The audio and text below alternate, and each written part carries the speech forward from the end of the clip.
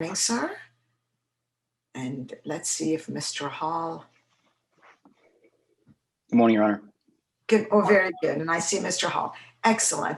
All right, Mr. Nation, you are the appellant in this matter. And so you are given up to 20 minutes for your argument. Do you wish to save up to 5 minutes for rebuttal? What's your pleasure, sir? 5 minutes, Your Honor. Thank Very you. good, sir. Thank you. And whenever you're ready, we're ready to proceed, sir. Yes, Your Honor. Thank you very much, counsel. You know that this is going to be an issue of pure policy interpretation. Before I get into the policy terms themselves, I do want to define two important terms that we're dealing with here in this case. The house has cast iron pipe plumbing system underneath it. Those cast iron pipes over time corrode with wear, tear, deterioration, and corrosion. As a result, they're restricted and caused a backup and overflow into this house of water and sewage, and that is direct physical loss by water. And that's the loss, water damage. How do you fix it? We put on summary judgment evidence, and it's undisputed that the way you fix it is you take a concrete saw through the flooring material, through the foundation, and trench out over top of those pipes to get access to the pipes that caused the damage, and that's tear out coverage, or tear out. So the two different terms I wanted to talk about and define are direct physical loss by water, and then tear out to get access to the thing that caused the loss. And if we look at the coverage, and I put clips from the policy on pages 8, 9, and 10 of our initial brief so that we could see those. And we get the coverage in the Perils Insured Against section. It's an all-risk policy, but it's kind of clunky the way we get it. It starts with, we do not insure. In reality, though, that is where we're going to get our insurance here. It says, we do not insure, however, for loss caused by wear, tear, or deterioration. If the policy ended there, we wouldn't be here, because I put on affirmative summary judgment evidence that that's exactly what caused the loss in this case. But it doesn't end there, obviously. Mr. Nation, Yes, sir. the loss, Mr. Nation, the loss certainly includes the water damage. But tell me why the provision in the policy, my recollection, it speaks about the loss being the water damage plus tear out. Yes, sir. That's exactly where I'm going right now. So on page 8, it says it right there. If any of these, wear, tear, deterioration, corrosion, cause water damage, not otherwise excluded, and it's not, I'll show you that, from a plumbing system, we cover. All right, that's where we're going to get into what you just asked. We cover loss caused by the water. Including It tear does out. say including, and now, but I'll explain what that means. Including the cost of tearing out and replacing any part of the building necessary to repair the system. So we cover loss caused by the water. That's direct physical loss. Loss is defined in blacks as a diminution in value of something, where the case law says the loss is the damage that occurred. But That's true, Mr. Nation, but loss is defined in this particular policy as including the cost of tear out. I don't believe that's how it's read. It's we cover loss caused by the water, including the cost. So we cover the loss and we cover the cost. And the cost can't be a loss. Just like additional living expenses isn't, debris removal isn't a loss, or manipulation of contents isn't a loss. It's a coverage. It's tear out to get access to the thing that caused the damage. And so what they're saying, that is what they're saying, that loss includes tear out, but loss is direct physical damage. And let's talk about tear out. If I may, Most of this, yes, Mr. Let's focus on that language, because if you look at it, it's one it's a continuation of the sentence, and it says, we cover the loss caused by the water, including, there's no break there, including the cost of tear out and replacing any part. So if you read this, and it's in a regular, everyday, common language, then your reader would understand that, hey, we're going to cover the loss that's caused by your water damage, and hey, that's also going to include the tearing out and the replacing all together. Yes. And I guess I'm trying to understand, you're having us kind of parcel that into two different definitions. No, but I think the way you said it is right, because we cover the loss, and in that we cover the cost. So the loss and the cost are two separate things. And I understand the question. I understand it because it is combined in one sentence, but they are two separate things. We cover loss caused by the water, including, it's modified. The including is we cover the cost. So you have a loss caused by the water, and then you have access to the thing that caused the loss. And this tear out coverage, when we think about it, is very unique. Everywhere else in the policy, it covers damage. Fire, it covers fire damage. Water, it covers water damage. Wind, it covers wind damage. This is almost the only place in the policy where it says, hey, we're not covering damage. We're giving you coverage for the cost to get access to the thing that caused the damage. And I think as I move through the policy, it might make more sense why those two things are very different. And so when we look at the water damage exclusion, I'll deal with this issue very quickly. It excludes discharge or overflow of water from a plumbing system, but that's deleted by the limited water damage endorsement, which is on page 10. And so we look at the limited water damage endorsement. In the top of it, it says, for an additional premium, the policy is endorsed to provide the following. And then it quotes that language from the exclusion. In other words, it deletes the exclusion that I've set forth on page 9. So that exclusion no longer exists. And what did it grant? It granted coverage for physical loss by discharge of water. It doesn't mention the tear out.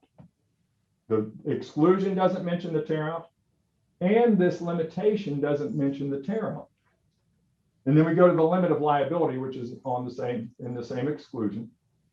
And I do have a confession. Whenever I get to the part of a brief or an order, and it gets to that part where it talks about the tools of construction of a policy, I skip over it.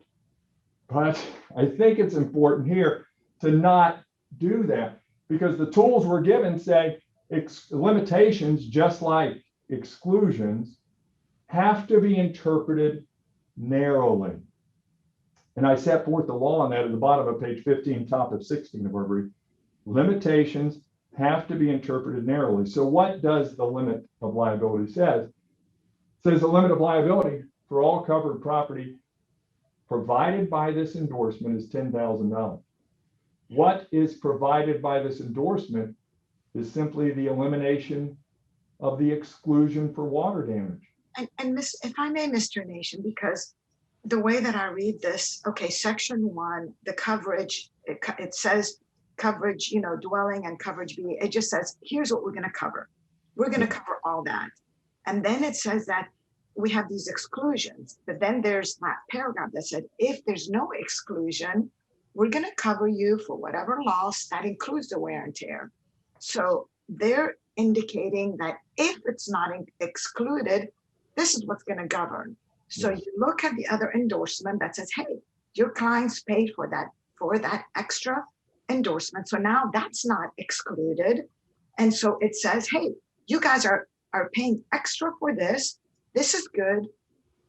And then you need to go back then to the main thing and say, well, this is all covered, and part of the coverage includes the cost of wear and tear, but regrettably, there's that exclusion of $10,000. Limitation, but yes. I mean, you're right, limitation. I said excuse me. That's fine, and that's exactly the way it works. It's as if that exclusion doesn't exist. This endorses over that exclusion. And then we look at the limitation. The limit for liability for all covered property provided by this endorsement is 10,000. It doesn't mention tear out. And we got to interpret it narrowly. And the insurance company knows how to include tear out in their limitation if that's what they intended. Because on page 22 of the brief, I've set forth their fungi limitation, which is also $10,000. And in their fungi limitation, it specifically says it applies to the damage, and it applies to the cost of tearing out and replacing any part of the building to access the fungi. They also have a flooring endorsement on page 23 of our brief. It's a $10,000 flooring limitation, which specifically says it applies to the damage and it applies to the cost to tear out and replace any part of the building. But aren't those two sections different? Because the flooring section, first of all, both of those sections clearly parse out the cost of tear out as a separate thing. The flooring section doesn't use the term loss at all and distinguishes between damages and tear out. The fungi section does use the term loss, but again, it clearly distinguishes between loss and costs, whereas this water damage section specifically includes the cost as part of the loss. So even though they are worded completely differently, and I will agree with you, this contract is inconsistent. It's hard to follow. I think it's pretty poorly drafted, but this is the only section that clearly states that the cost of tear out is part of the loss. And so why is that not significant? Because the tear out is a coverage. It's not a loss. A loss is a diminution in value. And throughout the policy, it makes it clear. Loss, except for here, it makes it clear that the cost is a part of the loss. Unless it's saying we cover, and the accent is on we cover the loss caused by the water, including, meaning that including modifies we cover, and we cover the cost to tear out. So it covers the loss and it covers the cost. And those are two very different things. So are you suggesting that with the water damage exclusion, because it is only excluding the water damage, that somehow this right to costs continues on sort of in and of itself, notwithstanding the water damage exclusion, and then the limited water damage endorsement? Well, because if that's your position, then what happens to the right to costs, which, and does that continue on untouched? And we look at the libel case that deals exactly with that issue, which says in the libel case, and I've discussed that one, it's a pipe claim where the pipe caused earth movement. Then the policy says we exclude any loss caused by earth movement. And it doesn't mention the tear out. In the DCA in that case, it's the third or the fourth, I've got it right in my notes here, said because the exclusion, the earth movement exclusion only mentions it excludes damage caused by earth movement and doesn't mention the tear out coverage, then it creates an ambiguity. And what they specifically said in that case is this is because the policy, by providing that it does cover damage caused by the water from a plumbing system that is otherwise excluded, but then stating that it covers the cost of repairing the system that caused the damage, has created an ambiguity as two or more reasonable interpretations are feasible. Specifically, and here's where the ambiguity is.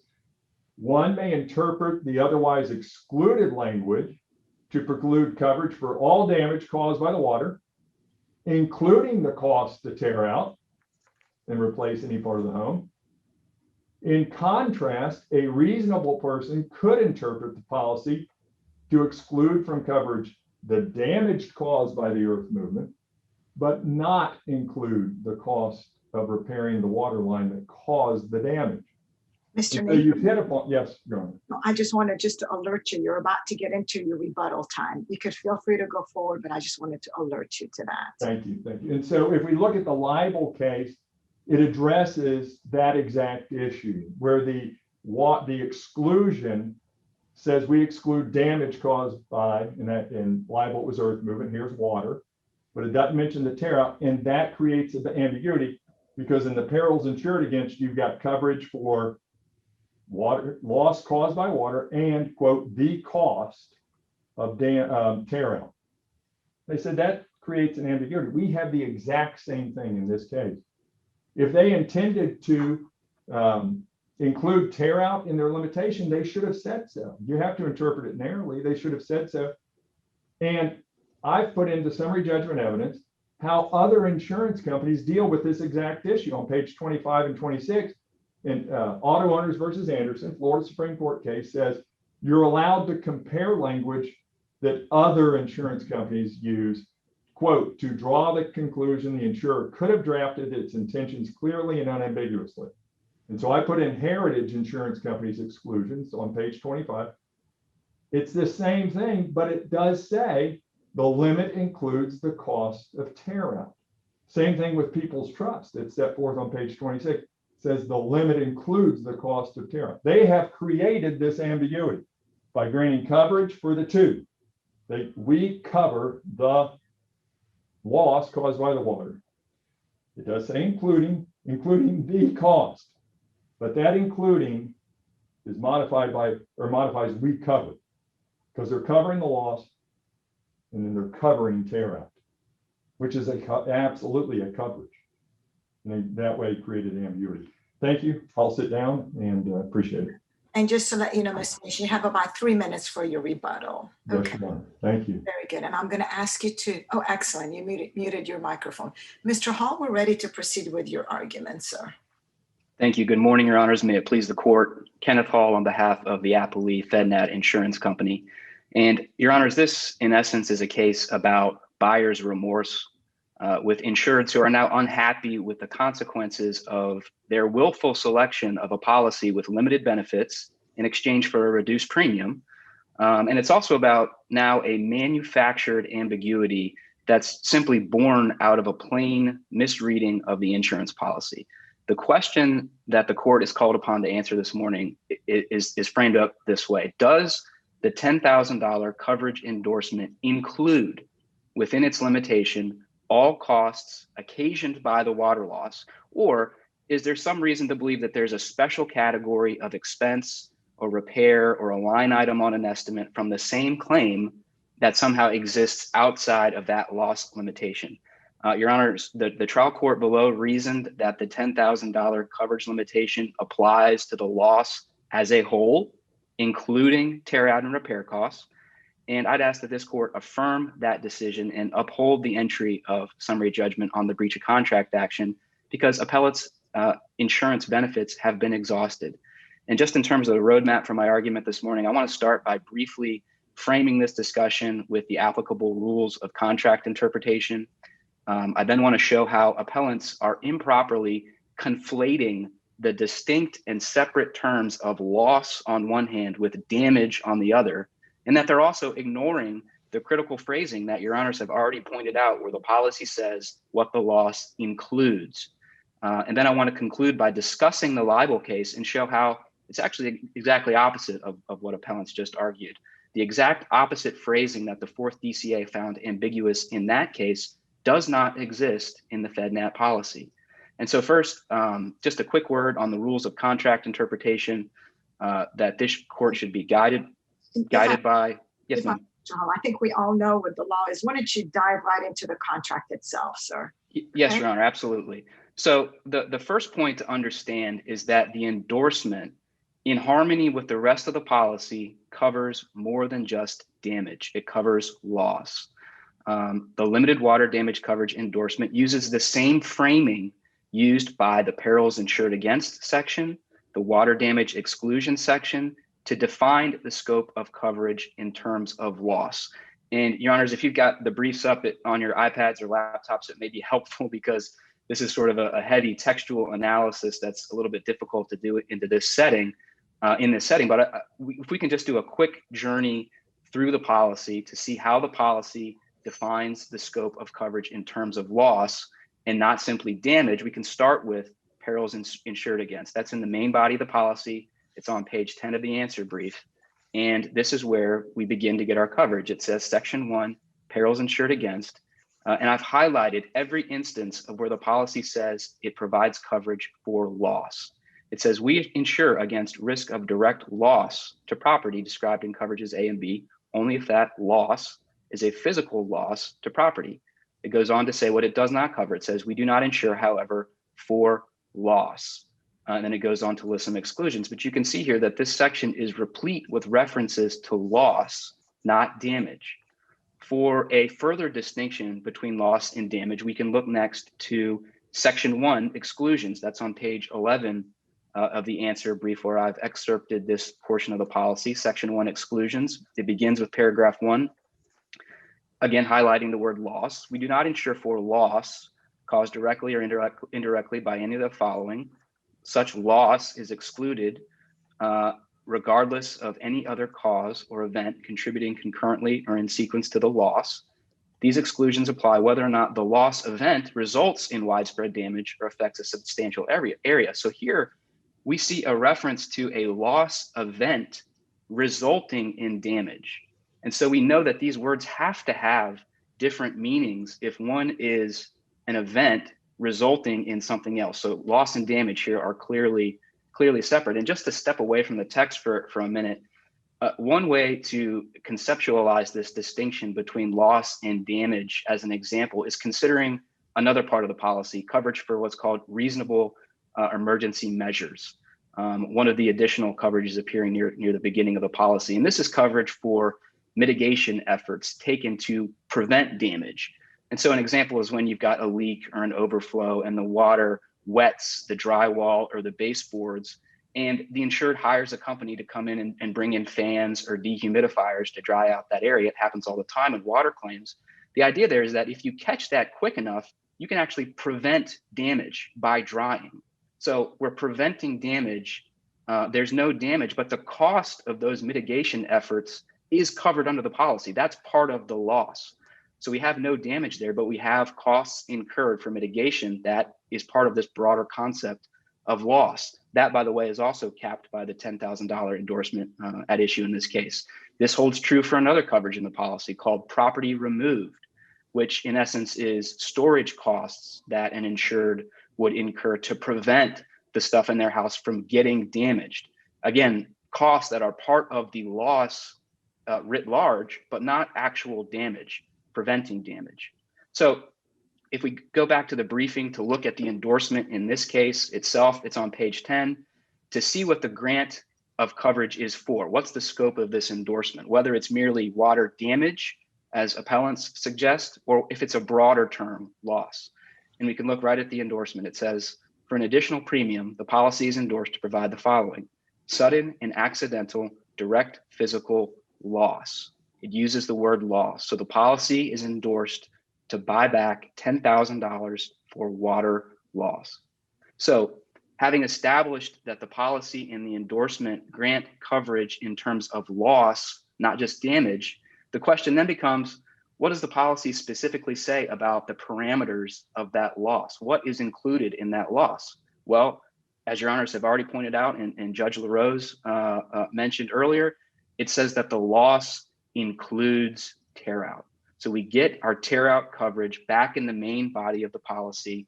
This is excerpted on page 9 of the answer brief. And it says, if any of these cause water damage, not otherwise excluded, from a plumbing system, we cover loss caused by the water, including the cost of tearing out and replacing any part of a building necessary to repair the system or appliance. Your honors, the dictionary defines including to mean containing as part of the whole being considered.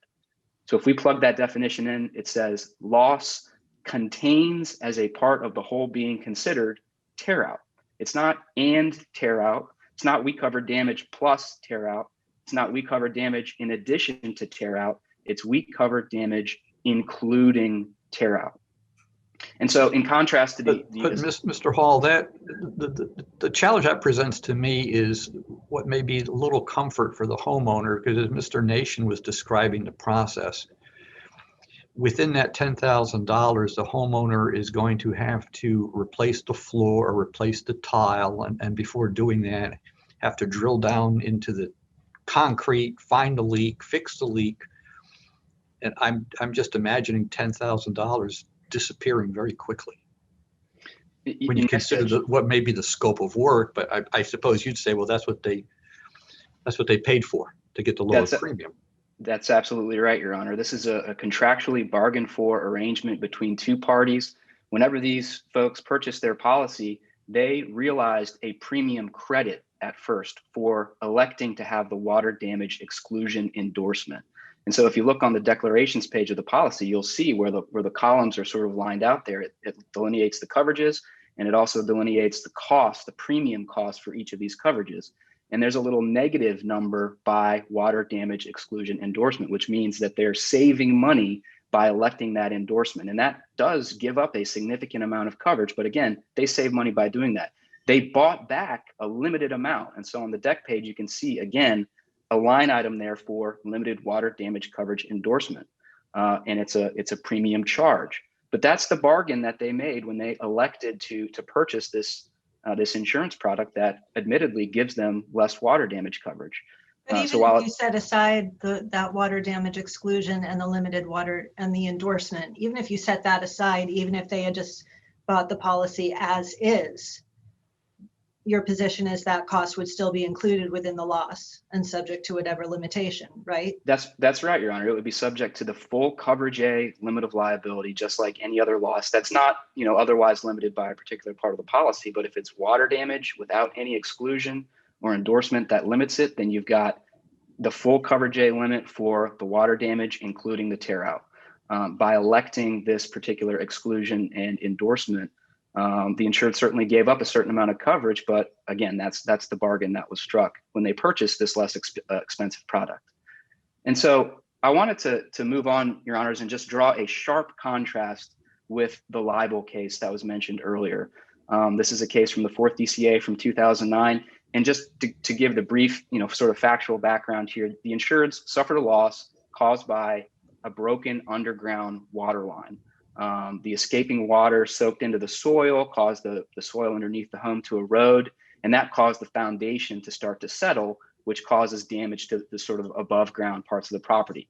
The insurance company denied the claim based off of the earth movement exclusion, but they also asserted that tear out was not covered by pointing to similar language in its policy. And this is excerpted on page 24 of the answer brief. But this sounds familiar because it's very similar to the FedNat language, except for one extremely important distinction that I'll highlight here. But this is what the nationwide policy says. It says if any of items F1 through 7, so the exclusions, cause water to escape from a plumbing system, we cover loss caused by the water not otherwise excluded. Period. Full stop. Next sentence says we also cover the cost of tearing out and replacing any part of a building necessary to repair the system or appliance. And so the 4th DCA held that there was an ambiguity there as to the tear out coverage, specifically because of this we also cover phrasing. And I'll quote from the 4th DCA here. They said the policy, by providing that it does not cover damage caused by water from a plumbing system that is otherwise excluded, but then stating that it covers the cost of repairing a system that caused water damage, has created an ambiguity, as two or more reasonable interpretations of these two intersecting provisions are feasible. The FedNat policy does not have these intersecting provisions where it says we cover loss, period. We also cover tear out. It says we cover loss, including. And so the entire reason that the 4th DCA found that the policy was ambiguous in libel was because it contained language that the FedNat policy simply does not. And so, Your Honors, and just to briefly here provide some counter argument to a couple of Mr. Nation's assertions, he says, look to these other insurance companies' policies, Heritage and Security First, I believe. But what the Anderson case says is that well, first of all, we don't look at extrinsic evidence unless there is an ambiguity in the first place. But beyond that, Anderson says we can look at other insurance companies' custom and usage to establish sort of what the industry standard is here in terms of how companies are addressing this issue. And what these other policies show is consensus among the industry about how these water damage limitation provisions are treated. It's no secret that insurance companies in Florida are inundated with non-catastrophe related water claims, and they've developed these insurance products to limit the exposure for water damage coverage. It's clear across the board that that's what's happened. And so if we were to interpret the FedNat policy as an outlier, that would hold it up, in contrast to all of these other insurance companies that are doing it a different way. And the case law also says that we're not to interpret contracts to an absurd result. And judges, I would submit that would be an absurd result. And so judges, I'll just conclude with this. Appellants here are straining the policy language to seek to create an ambiguity where there is none. The policy grants coverage in terms of loss, not damage. And the loss here explicitly includes tear out. And the contractually bargained for endorsement that these insureds purchased that caps the benefits for water loss at 10K, and that's been paid in full. And so I'd ask that this court affirm the trial court's grant of summary judgment. If there are no further questions, thank you. Very good. Thank you, Mr. Hall. All right, Mr. Nation, I believe you have your 3 minutes for rebuttal, sir. Yes, Your Honor. The perils insured against begins at the very top. We insure against risk of direct loss, but only if it is a physical loss. There has to be a physical loss to trigger coverage. And it says we do not insure, however, for loss caused by wear and tear. Then we get into the paragraph we've been talking about. If that did not have the tear out coverage, my clients would have no ability to have insurance coverage to get access, and it's tens of thousands of dollars. We put that evidence in the record, would have no ability to get access to it. That because the tear out is not direct physical loss. It is access to the thing that caused the loss. And so when we look at we cover, that the including modifies we cover. We cover loss caused by the water. We cover the cost of tear out. Those two separate things. If they meant to, they've created an ambiguity then later by limiting the direct physical loss caused by water. And if they intended to limit it to $10,000, which is a significant limitation, they needed to say so. There's a canon of construction, statutory construction. You can't hide an elephant in a mouse hole. And here we have a specific grant of coverage early in the policy for tear out, a very expensive item. It's a very unique coverage. And then later in an endorsement, 30 pages later, they have a limitation that's called a water damage limitation. And it doesn't mention tear out. Had they intended to, they should have said that. Loss, and I'll go back to Black's. Loss is a diminution of value of something. And that's mass ponds. That's our mass ponds case here, the third DCA. Loss is a diminution of value of something. Tear out is a coverage. It's a separate coverage to get access to the thing that caused the leak. They've created an ambiguity. The coverage is for loss caused by the water. The coverage is for tear out. Very good, Mr. Nation. And with that, I think you've just exhausted your rebuttal time.